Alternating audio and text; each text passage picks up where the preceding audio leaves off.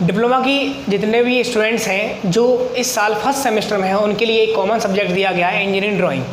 तो engineering drawing में आज की जो हमारी क्लास है वो एक बेसिक लेक्चर की तरह वर्क करेगा, यानी पूरी ड्राइंग में जो भी आप चैप्टर पढ़ेंगे उसकी स्टार्टिंग हमारी बेसिक लेक्चरों से ही होती है। और इस सब्जेक्ट में ज़्यादातर हमारा कन्फ्यूजन क्रिएट होता रहता है टाइम टू टाइम, तो कन्फ्यूजन क्रिएट ना हो इसके लिए हमें ये बेसिक लेक्चर समझना काफ़ी इंपॉर्टेंट है। तो आज की क्लास हम स्टार्ट करते हैं गाइज। तो आज कुछ नया सीखते हैं, कुछ नया सब्जेक्ट है, इंट्रोडक्शन ऑफ एंगल पढ़ते हैं। ड्राइंग का सबसे पहला हमारा है इंट्रोडक्शन ऑफ एंगल, यानी एंगलों का हम परिचय कर लेते हैं, किस तरह से एंगल हमारे वर्क करेंगे। तो कोई भी एंगल जो बना हुआ है इसके अंदर वो दो प्लेन को मिलाकर बना हुआ है। देखिए यहाँ पर मैंने एक डायग्राम बना रखा है, इसमें मैंने लिखा है यहाँ पर ये फर्स्ट एंगल, ये सेकंड एंगल, ये थर्ड एंगल, ये फोर्थ एंगल, इस तरह सिस्टमेटिक तरीके से बटा हुआ है। अब फर्स्ट एंगल कैसे बना हुआ है, देखिए फर्स्ट एंगल जो बना हुआ है बीपी और एचपी से मिलकर बना है। अब बीपी क्या है, बीपी का मतलब है यहाँ पर वर्टिकल प्लेन यानी ऊर्ध्वाधर तल, और एचपी का मतलब है यहाँ पर हॉरिजॉन्टल प्लेन यानी क्षैतिज तल। तो अब बीपी और एचपी हमारे क्या है आखिर, तो एचपी का मतलब आप समझ गए हॉरिजॉन्टल प्लेन है। देखिए अब लेवल सरफेस के किसी भी पॉइंट पर, लेवल सरफेस मतलब क्या है, समतल सतह, जो भी हमारी समतल सतह है, प्लेन सरफेस जो है वो जो समतल सतह के किसी पॉइंट पर हमारा टेंजेंट प्लेन जो होगा वो हमारा हॉरिजॉन्टल प्लेन होगा, और उस हॉरिजॉन्टल प्लेन से ठीक 90 डिग्री पर जो हमारा प्लेन होगा वो वर्टिकल प्लेन होगा। एग्जाम्पल द्वारा समझ लेते हैं, जैसे मैंने आपको ये बुक दिखाई एक, और इस बुक में आप देख रहे हैं ये हमारा क्या है, एक लेवल सरफेस, ये हमारा एक बुक क्या है, एक क्षैतिज तल है ये हमारा, तो इसको हम कहेंगे हॉरिजॉन्टल प्लेन। और इस हॉरिजॉन्टल प्लेन से 90 डिग्री पर खड़ा हुआ है हमारा ये प्लेन, जिसे हम कहते हैं वर्टिकल प्लेन यानी कि ऊर्ध्वाधर तल। तो आप एक कमरे के एग्जाम्पल से भी समझ सकते हैं कि किसी भी कमरे में जैसे ये दीवार है तो आप इसको कहेंगे वर्टिकल प्लेन, और जो फर्श है उसे हम कहेंगे हॉरिजॉन्टल प्लेन। एक्चुअल में परिभाषा हमारी यही है कि लेवल सरफेस जो हमारी होती है, लेवल सरफेस क्या है, मैं आपको एक थोड़ा सा डायग्राम बना के समझाता हूँ। जैसे समझिए कि ये हमारी पृथ्वी अर्थ है, तो इस अर्थ के सेंटर से वो सतह जिसके बिल्कुल समान दूरी हो, यानी कि ऐसी सतह जिसकी पृथ्वी के केंद्र से समान दूरी हो, उसे क्या कहेंगे, लेवल सरफेस कहेंगे। तो ये हमारी सरफेस क्या है, लेवल सरफेस है। तो ये हमारी पृथ्वी का मैंने थोड़ा सा एक टुकड़ा ले लिया है, और इस अर्थ के सेंटर से समान दूरी पर जो सतह स्थित है उसे हम कहते हैं लेवल सरफेस। अब इसी लेवल सरफेस पर एक हमारा टेंजेंट प्लेन, स्पर्श तल जो होगा वो हमारा हॉरिजॉन्टल प्लेन कहलाता है। फिलहाल आप इतना समझें कि जैसे मैंने आपको बताया किसी भी कमरे में जो फर्श है वो हमारा हॉरिजॉन्टल प्लेन है, और जो दीवार है वो वर्टिकल प्लेन है। मैं अगर आपको इस तरह समझाऊं, ये मैंने दोनों अपने हाथों को इस तरह से रख लिया यहाँ पर, तो ये हमारा जो हमारा प्लेन होगा ये बिल्कुल हमारे फ्लोर के समांतर है, तो ये हमारा हॉरिजॉन्टल प्लेन हो गया, क्षैतिज तल हो गया, ये हमारी समतल सतह हो गई। दूसरा, ये जो हमारा प्लेन है ये हमारा वर्टिकल प्लेन है, तो ये हॉरिजॉन्टल प्लेन और हॉरिजॉन्टल प्लेन के 90 डिग्री पर जो प्लेन हमारा खड़ा होता है उसे हम कहते हैं वर्टिकल प्लेन कहते हैं। तो अब हॉरिजॉन्टल प्लेन और वर्टिकल प्लेन हम समझ गए कि एचपी क्या है और बीपी क्या चीज़ है। अब आपको दिखाई दे रहा है कि फर्स्ट एंगल जो बना हुआ है, फर्स्ट एंगल कैसे बना हुआ है देखें, तो फर्स्ट एंगल में एक बीपी, एक एचपी और उसके साथ में एक एक्सवाई लाइन है। तो अब आप ड्राइंग में फर्स्ट एंगल के बारे में क्या क्या जानकारी आपको रखना आवश्यक है, कब आप समझ जाएंगे कि फर्स्ट एंगल है, तो उसके लिए देखिए स्टार्ट करते हैं। सबसे पहला एंगल हमारा फर्स्ट एंगल। तो फर्स्ट एंगल को समझने के लिए आप देखें, इसको मैंने क्या किया, इतने फर्स्ट एंगल को काट कर यहाँ मैंने बाहर निकाल लिया है, यहाँ पर इस तरह से ये मैंने एचपी और ये बीपी और ये एक्स वाई लाइन मैंने यहाँ पर बना लिया। तो फर्स्ट एंगल में आखिर हमेशा आपको ये पढ़ाया जाएगा, ये बोला जाता है कि फर्स्ट एंगल के अंदर एक्स वाई लाइन के, फर्स्ट एंगल के अंदर एक्स वाई लाइन के बीपी ऊपर और एचपी नीचे होता है।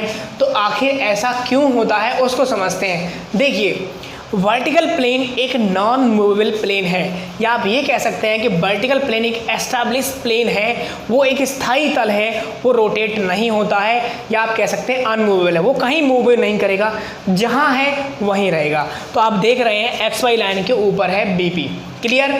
दूसरा BHP के बारे में ये रिकमेंडेशन किया गया है कि HP में प्रोजेक्शन बनाने के लिए ज़रूरी है, यानी व्यूज़ बनाने के लिए ज़रूरी है कि HP जो हमारा प्लेन है वो 90 डिग्री क्लॉकवाइज डायरेक्शन में हमेशा घूमता है, चाहे वो फर्स्ट एंगल हो, चाहे वो सेकंड एंगल हो, चाहे वो थर्ड एंगल हो, चाहे वो फोर्थ एंगल हो। यानी कि HP एक मूवेबल प्लेन है, मूवेबल है, लेकिन कितना, 90 डिग्री क्लॉकवाइज डायरेक्शन में, 90 डिग्री क्लॉकवाइज डायरेक्शन में। तो अगर हम बात करें इसको 90 डिग्री क्लॉकवाइज डायरेक्शन में घुमा दूंगा तो कुछ ऐसी इमेज बन जाएगी, आप देखें कुछ ऐसी इमेज बन जाएगी। यहाँ पर बीच में XY तो यहाँ है ही है, XY लाइन के BP ऊपर है, और HP जब 90 डिग्री क्लॉकवाइज डायरेक्शन में नीचे घूम जाएगा तो HP XY लाइन के नीचे आ जाएगा। आप ये भी कह सकते हैं कि फर्स्ट एंगल में आपको जो दिखाई दे रहा है कि BP ऊपर है और HP नीचे होता है, तो इसीलिए ये बोला जाएगा आपको पूरी ड्राइंग के अंदर कि फर्स्ट एंगल में XY लाइन के BP ऊपर होता है और HP नीचे होता है। ऐसा क्यों, हम समझ गए। तो अब यहाँ पर हमने इसको लाइन की फॉर्म में हमने यहाँ पर रिप्रेजेंट कर लिया, चाहे आप ऐसे समझ लें चाहे इस तरीके से समझ लें। अब दूसरा एंगल हम समझते हैं। देखिए दूसरा हमारा प्लेन कौन सा है, दूसरा प्लेन हमारा है सेकंड प्लेन, सेकंड एंगल हमारा। देखिए दूसरा एंगल हमारा कौन सा है, सेकंड एंगल। अब सेकंड एंगल के बारे में क्या बताया जाएगा, सेकंड एंगल में हमेशा आपको बोला जाएगा कि XY लाइन के BP भी ऊपर होता है और HP भी ऊपर होता है, यानी दोनों ही प्लेन हमारे XY लाइन रेफरेंस लाइन से ऊपर होते हैं। पर ऐसा क्यों, देखिए इस सेकंड एंगल को काट कर मैंने यहाँ बाहर निकाल लिया, तो ये हमारा कुछ ऐसे आपको नज़र आएगा, कुछ इस तरीके से। ये हमारा है HP और ये है BP। मैंने अभी अभी आपको बताया कि ये जो XY लाइन है, यहाँ पर XY रेफरेंस लाइन है, BP कैसा है प्लेन है हमारा, BP नॉन मूवेबल प्लेन है, ये कभी रोटेट नहीं करता, ये फिक्स रहेगा अपनी जगह पर। तो XY लाइन के ऊपर है BP, तो हमने क्या किया, यहाँ पर BP रखा हुआ है, ठीक कोई बात नहीं, लेकिन हम ये जानते हैं जब प्रोजेक्शन बनाया जाता है तो HP स्थायी प्लेन नहीं है, वो एक मूवेबल प्लेन है और मूव किस तरफ करता है, 90 डिग्री क्लॉकवाइज डायरेक्शन में हमारा ये मूव करेगा। 90 डिग्री क्लॉकवाइज, घड़ी की दिशा में 90 डिग्री अगर आप घुमा देंगे तो कुछ ऐसे इमेज बन जाएगी। देखिए BP ये है, क्लियर, BP हमारा पहले से है, जब ये मूव हो जाएगा 90 डिग्री घड़ी की दिशा में तो ये भी ऊपर ही पहुंच जाएगा। ये भी कहाँ पहुंच जाएगा, ये भी हमारा इस प्लेन पे ही चिपक जाएगा। कुछ ऐसी सिचुएशन बन जाएगी, आप देख सकते हैं। ये हमारा BP है, ये HP है, 90 डिग्री क्लॉकवाइज डायरेक्शन घूमेगा तो ये भी ऐसे ऊपर की तरफ आ जाएगा, पर नीचे हमारी क्या रह जाएगी, XY लाइन। तो इसीलिए आपको यहाँ से दिखाई दे रहा होगा आप कि सेकंड एंगल के अंदर XY लाइन के BP और HP दोनों ही ऊपर होते हैं। तो अब हम इसको जो लिखा हुआ है वो हम सही तरीके से आप ये लिख सकते हैं कि XY लाइन के BP और HP दोनों ही ऊपर होते हैं, किसमें, सेकंड एंगल के अंदर। तो आप समझ गए हैं कि सेकंड एंगल में क्या होता है, XY लाइन के दोनों ही, चाहे BP हो चाहे HP, दोनों ही हमारे ऊपर होते हैं। इसी क्रम में बात करते हैं थर्ड एंगल के बारे में। थर्ड एंगल हमारा कहाँ है, देखिए फर्स्ट एंगल, थर्ड एंगल, ये थर्ड एंगल, फर्स्ट एंगल ये सेकंड एंगल, ये थर्ड एंगल है। तो थर्ड एंगल में क्या है, ये हमारा HP और ये BP, इसको भी काट के हम बाहर निकाल लेते हैं। अब देखते हैं इसके बारे में भी कि हमें क्या पढ़ना है।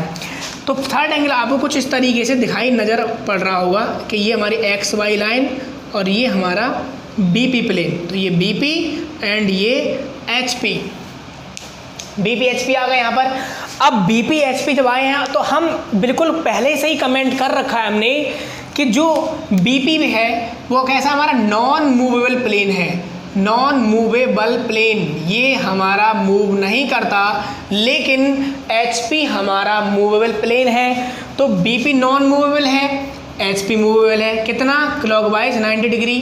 तो इसको क्लॉकवाइज जब 90 डिग्री हम क्लॉकवाइज घुमाएंगे तो ये कहाँ पहुँच जाएगा, ये पहुँच जाएगा इस लाइन के इस तरीके से मूव हो जाएगा, ऊपर पहुँच जाएगा। तो इसको अगर हम रोटेट करा दें तो इसकी जो शेप है वो कुछ ऐसी बन जाएगी। देखेंगे ज़रा ध्यान से, एक्स वाई लाइन यहाँ है, बीपी हमारा एक्स वाई लाइन के ऑलरेडी नीचे है और ये मूवेबल प्लेन नहीं है, ये फिक्स है, ये घूमेगा नहीं, तो ये यहीं रहेगा। लेकिन एचपी जो है वो घूमकर ऊपर पहुंच जाएगा। अब आप समझ गए कि थर्ड एंगल में क्या होना चाहिए।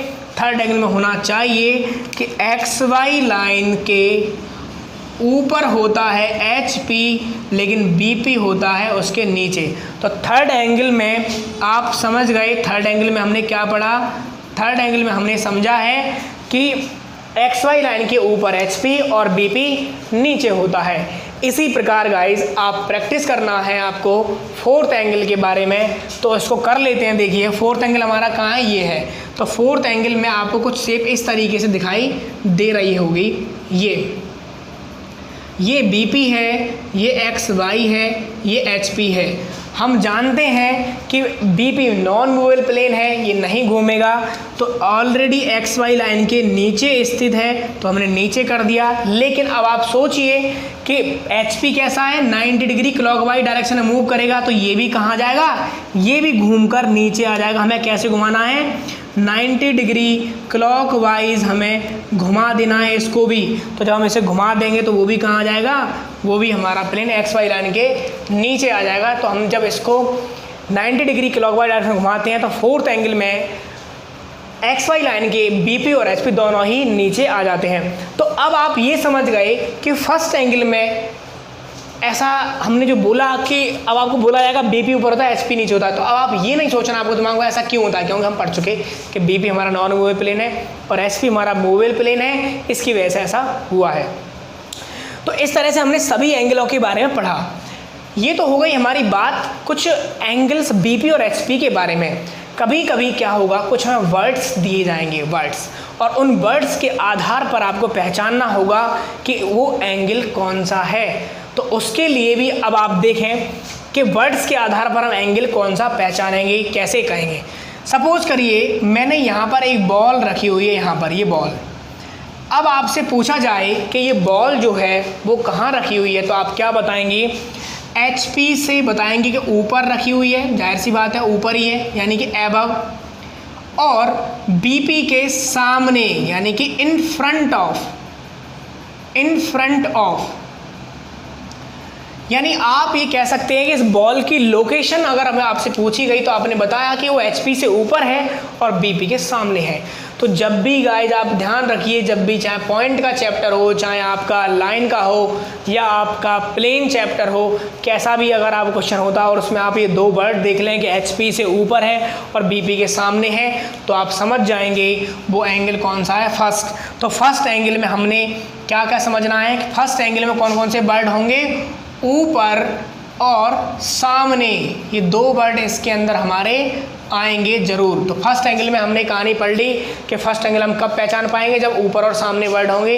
यहाँ से भी समझ सकते हैं कि फर्स्ट एंगल के लिए क्या होने चाहिए, दोनों वर्ड वो एचपी से ऊपर बीपी के सामने। इस बॉल को उठा के यहाँ रख लेते हैं, इस बॉल को जब हमने उठा के यहाँ रखा तो अब इसकी लोकेशन आपसे पूछा है तो आप बताएंगे एचपी से ऊपर, यानी एबव देन एचपी, ऊपर। लेकिन बीपी के अगर ये सामने है तो ये पीछे है, होगा हमारे सामने ही है तो कोई चीज़ बैक में है तो पीछे ही कहेंगे उसे हम, तो इसे हम कहेंगे पीछे, यानी कि बिहाइंड ऑफ एंड एबव।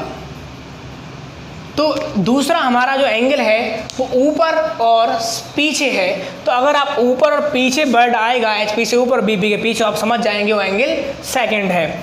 अब इसी बॉल को उठाकर हम रख लेते हैं इसमें, इसको रख लेते हैं इसमें हम, तो ये क्या हो जाएगा, एचपी से अगर ये ऊपर है तो ये नीचे हो जाएगा और बीपी के तो पीछे चल ही रहा है ये, तो नीचे और पीछे, इसका मतलब behind of and below. HP से अगर हमें बिलो बोलेगा और एचपी से नीचे और बीपी के पीछे बोलेगा तो हम समझ जाएंगे कौन सा एंगल है, वो थर्ड एंगल होगा। और फोर्थ एंगल में अब आप समझ गए होंगे अपने आप ही कि एचपी से तो हमें नीचे बोलेगा यानी below then HP, and BP के सामने बोलेगा इन फ्रंट ऑफ बीपी। तो अगर सामने और नीचे वर्ड भी आते हैं यानी कि below and in front of word आते हैं तो आप समझ जाएंगे एंगल। तो ये आज की क्लास हमें ये बताती है कि आप एंगल कब पहचानेंगे, क्वेश्चंस कौन सा एंगल में होगा, इसका आप आसानी से पता लगा पाएंगे। तो गाइज आपको ये लेक्चर हमारा कैसा लगा प्लीज़ कमेंट बॉक्स में जाकर जरूर बताएं, और आगे जो भी प्रॉब्लम्स होती है कमेंट बॉक्स में लिख के मुझे शेयर करें, मैं आपको उसका जवाब दूंगा। तो आपको ये मेरा चैनल कैसा लग रहा है और इसको आप सब्सक्राइब करें और आगे इसे लाइक करें और शेयर करें। Thank you guys.